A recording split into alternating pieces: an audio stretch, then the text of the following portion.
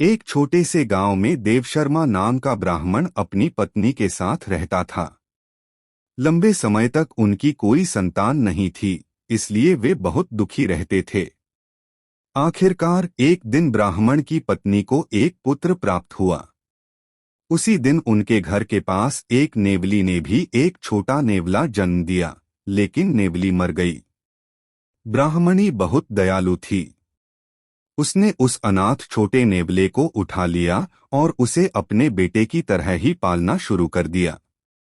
वह उसे दूध पिलाती, स्नान कराती और दोनों बच्चों, बेटे और नेवले को एक साथ रखती। नेवला और बच्चा साथ खेलते, एक दूसरे से बहुत प्रेम करते।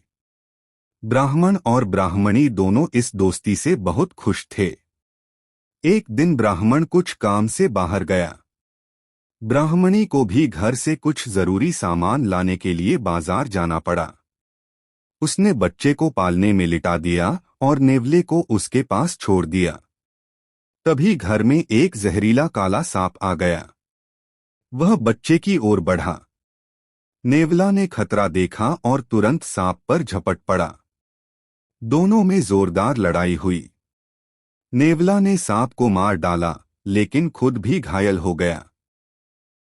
उसके मुंह पर सांप का खून लगा हुआ था। नेवला खुशी खुशी ब्राह्मणी के लौटने का इंतजार करने लगा, ताकि वह अपनी बहादुरी दिखा सके। जब ब्राह्मणी घर लौटी तो उसने देखा कि नेवला का मुंह खून से सना हुआ है और वह बच्चे के पास खड़ा है। बच्चे की पालना हिल रही थी। ब्राह्मणी के मन में तुरंत शक पैदा हो गया, अरे, इस नेवले ने मेरे बच्चे को मार डाला होगा। जानवर है, आखिर जानवर ही तो है। गुस्से और डर में उसने बिना कुछ जांच पड़ताल किए पास पड़ा भारी दूध का घड़ा उठाया और पूरी ताकत से नेवले पर दे मारा। नेवला तुरंत मर गया। फिर ब्राह्मणी ने बच्चे को देखा तो बच्चा हंस रहा था और पूरी तरह सुरक्षित था। पास ही मरा हुआ सांप पड़ा था। अब ब्राह्मणी को अपनी भूल का एहसास हुआ। वह बहुत पछताई, रोने लगी।